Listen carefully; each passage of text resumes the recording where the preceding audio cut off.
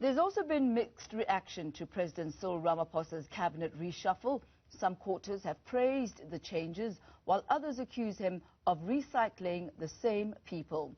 For more on whether this is the right move to propel the country's developmental trajectory, we're joined now by Defend Our Democracy's convener, the Reverend Frank Chikane. A very good evening to you, Reverend Chikane. Good to have you tonight on News at Prime. Perhaps let's start here tonight. When one considers who should be part of a cabinet, specifically for a functional democracy, what should be top of mind? Well, I mean, obviously you need people with capacity. You need people who will be able to provide leadership in government to enable government to deliver the services that it should deliver.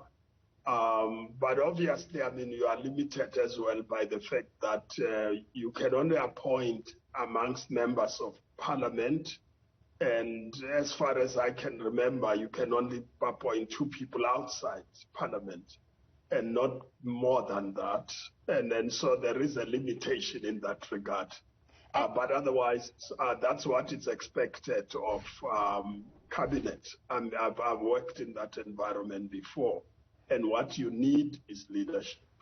And you've worked in that capacity quite extensively. Looking at what we have now as far as the cabinet is concerned, is this a cabinet that's fit for purpose?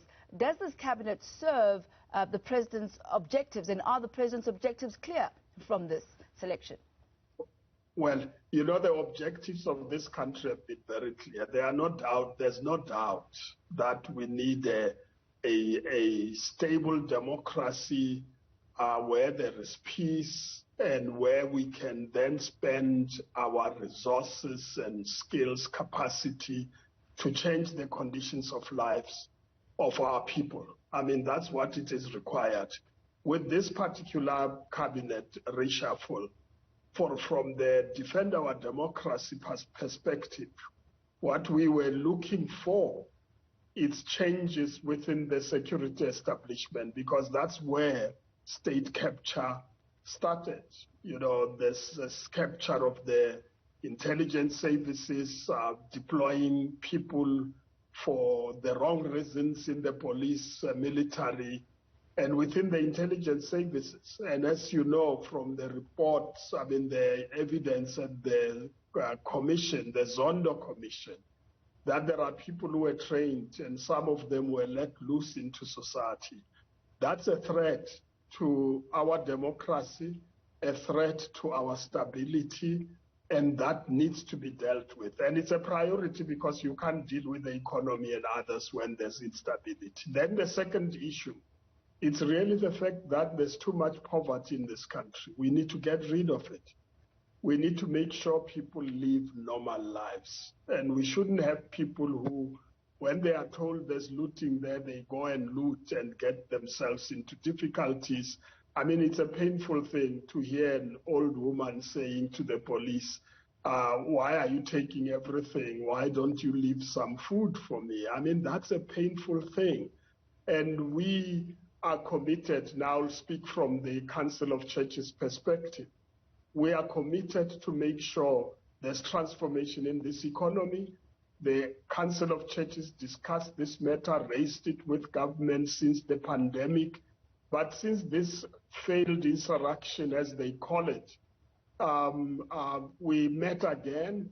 And last week, the Council of Churches decided to form a task team on transformation of this economy to make sure that those who have been excluded in the apartheid economy become part of that economy, and not just a few black people to go and make money, but that the majority of the people of South Africa will be able to live a normal life, have a roof over their heads, clothes, and have food on the table. That's really what is required, and it's a basic requirement that we need to spend our energies on.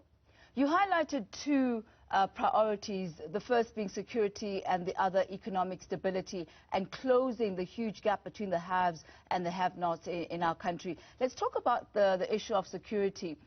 State Security and Intelligence is now back in the office of the President. We believe that this is international best practice. Why was it not that way right from the beginning? No, I mean, there are various ways of constituting a government and cabinet. And so, I mean, there are, in my view, my understanding is, and I will be dealing with this matter later, I mean, sometime in September in an academic setting. My understanding is that the principal client of intelligence is the President. Even if you have a minister in between, but the principal client is the President. It's not the minister who then decides what she or he wants to do about it. And even in terms of the defense force, the armed forces in this country, the President is the commander-in-chief. And in constitutional terms. And therefore, when you have a crisis, it's the President who takes command. And therefore, whether you have a minister in between or not, that's a facility that assists you to carry out your responsibilities. But the President is the primary responsibility of the President in terms of security of this country and the people, their protection. Remember that the state has a responsibility to protect the people of South Africa, and the President has an overall responsibility.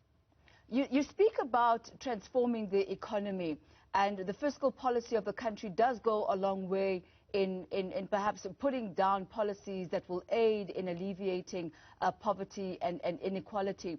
The changes that have been made now with Minister Tito Mboweni out now in the back burner, and now Minister Enoch Godongwana coming into that very important seat of the Ministry of Finance. What are the type of changes, even as far as policy, that can be expected from this? What ought to change? Well, you know, the one area that is good about his appointment is that he has been in the policy world within the African National Congress and within society as well. And therefore, you would expect that he's got a good understanding of policy. But remember, policy is not determined by the Minister of Finance alone. It is a policy of government. And so the real issue for me, it's implementation of what government needs to do and use the resources to achieve those objectives. And those objectives don't depend on policy. I mean, there's a running sewer in the Vaal. There's no need to go and make policy. What is required is to make sure that that pain is brought to an end. I mean, trains got stopped because, you know, the railway stations are gone and etc. You can't have that type of thing, I mean, if you are governing a country. And so it's important that the state takes responsibility and needs capacity. What has happened in the last few years is that the capacity of the state was taken away. People were strategically placed to make sure that they can loot the resources of the state. And that's what we need to stop. I mean, this last looting of a few weeks ago, I mean, it's negligible compared to all the billions that people have been stealing from this country.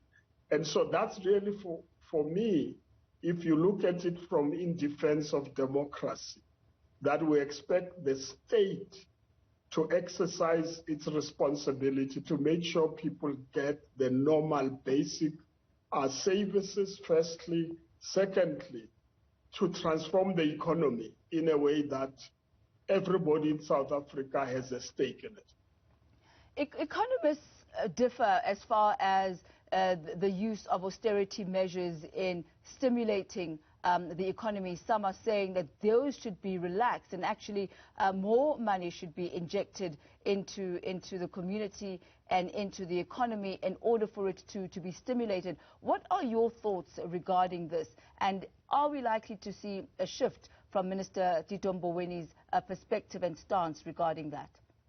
No, but that's why I'm saying policy of government, it's not an individual. I think this traditional way of thinking of government as an individual makes the policy and the whole cabinet has no view about it. It's just wrong. The point is, and that's why we formed the task team in the SACC, we're going to bring all these economists who have got ideas.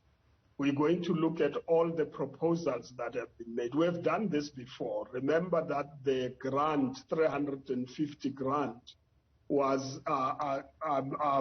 put in place by government after the church leaders in this country last year made a submission to government.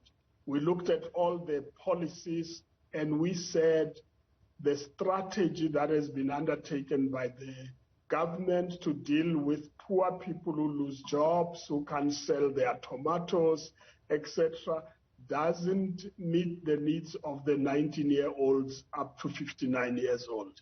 And we made suggestion of a larger amount than 350.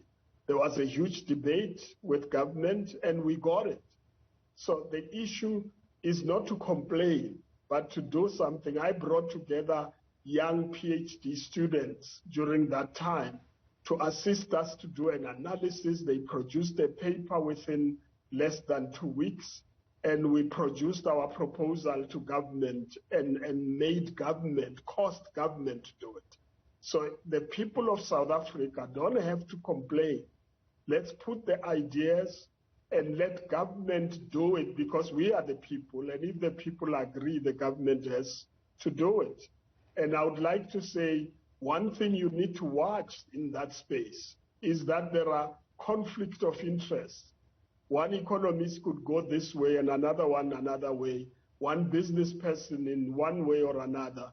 There is conflict of interest. So in my study of public management, when I studied that, one of the professors said to me, government it's about managing conflict of interest. And I must say, Reverend Frank Chikane, we really certainly have seen that, trying to mitigate and manage and meander your way between varying factions within one party. Thank you very much for your insights there. That's the Reverend Frank Chikane from Defend Democracy. Now, after the